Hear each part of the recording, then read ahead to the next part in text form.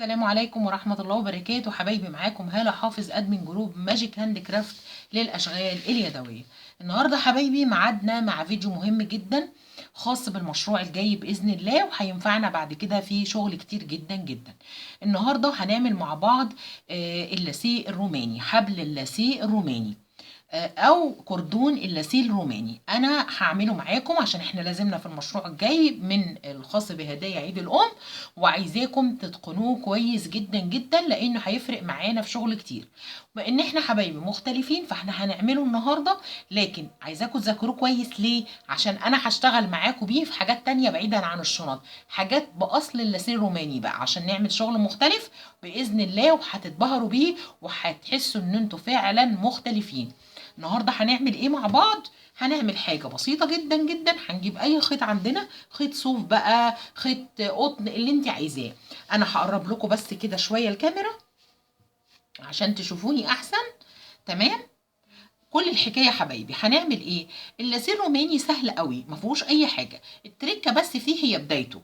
اول حاجه بعمل غرزه البدايه بتاعه الكروشيه اللي احنا متعودين عليها. انا مستخدمه خيط صوف ومستخدمه ابره رقم 4. جماعه مش فارقه معانا قوي القصه ايه، ابره ايه وخيط ايه. النهارده احنا عايزين نتعلم الغرزه، ما تفرقش معانا خالص الخيط. تمام. وبعد كده حبايبي هشتغل 3 سلسال. ادي 1، ادي 2، ادي 3. يبقى معايا 3 سلسله. هخش في اول سلسله، وبعدين هخش في تاني سلسله. بقى معايا السلسلتين اهم بتوعي. هطلع من السلسلتين دول بلف اهو. بقى معايا 2 على الابره. هاخد لفه واطلع من الاتنين اللي فاضلين لي دول تاني، عشان دي النقطه المهمه. بعمل غرزه البدايه، وباخد 1 2 3، 3 سلسله. بخش في اول واحده وفي تاني واحده. خلاص. باخد لفه وبطلع من السلسلتين الاولانيين دول فقط لا غير. بقى معايا كام؟ بقى معايا 2 على الابره اهو. اخد واحده واطلع من الاتنين، وبعد كده الف الشغل، الف. هلاقي هنا قدامي بقى دي النقطه المهمه.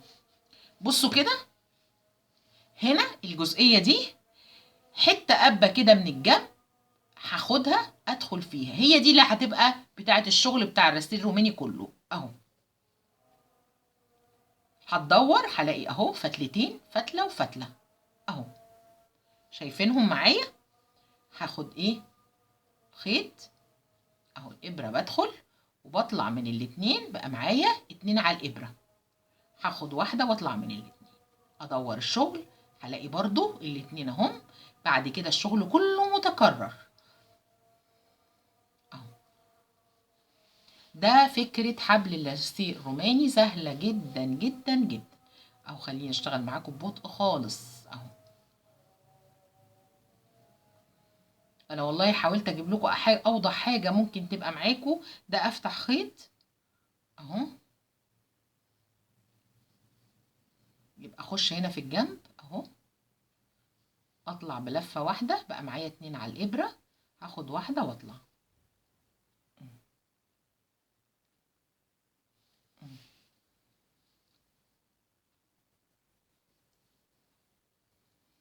حبل الرستيل الروماني سهل جدا جدا جدا. والله يا جماعه انا عايزه اقول لكم بس حاجه طريفه. حبل الرستيل الروماني ده سهل على ايامكم انتوا، على ايام اليوتيوب. ده كان اصعب حاجه انا اتعلمتها في حياتي بقى. تخيلوا، شوفوا انتوا شايفين الموضوع سهل ازاي اهو. في ثواني، يعني الفيديو مش هيكمل 5 6 دقايق. انا مش عايزه اقول لكم انا قعدت اتعلمت اللاسيه الروماني ده من مجله، ما كانش فيه عندنا ولا يوتيوب ولا في اي حاجه. قعدت ايام عشان اطلع حبل اللاسيه الروماني من رسمه. فاحنا بجد تعبنا قوي والله العظيم. الجيل بتاعنا تعب جدا جدا عشان نتعلم اي حاجه في الكروشيه، خصوصا انا كنت بشتغل كروشيه من وانا صغيره. فهو ليه قصته الطريفه معايا، فهو غالي عندي قوي بقى. يعني ده اغلى غرزه عندي بجد. لانها خدت وقت طويل جدا معايا وانا بعلمها لنفسي، لان شغل السير الروماني كله دسم، لكن اهم حاجه فيه النقطه الاساسيه هي الحبل بتاعه ده اللي احنا بنعمله مع بعض. بعد كده الشغل بيجري خالص خالص بقى. انا شغاله معاكم بطيئه اهو، بصوا كده اهو، انا شغاله معاكم بالراحه، بس هو بعد كده الشغل بيجري خالص. ده الشكل بتاع الحبل الروماني اهو، حلو جدا جدا. وفي على فكره انواع كتير، اللي بس عشان الناس اللي عندها معلومه ان هو ده الوحيد، لا، السير الروماني ليه اكتر من حبل. ان شاء الله هناخدهم يعني بالتناوب مع بعض، بس ده اهم واحد. يا رب يكون واضح، ويا رب اكون احسنت اختيار الخيط، يا رب يا رب، عشان تكونوا شايفيني كويس. وان شاء الله باذن الله ميعادنا في الفيديو الجاي ان شاء الله ان شاء الله، مع المشروع المهم بتاعنا اللي احنا عملنا له القعده في الفيديو اللي فات، وعملنا له حبل اللاسيه الروماني المره دي. ان شاء الله اشوفكم على خير باذن الله، ودعواتكم، واي استفسار او اي سؤال مستنياكم تحت الفيديو. السلام عليكم.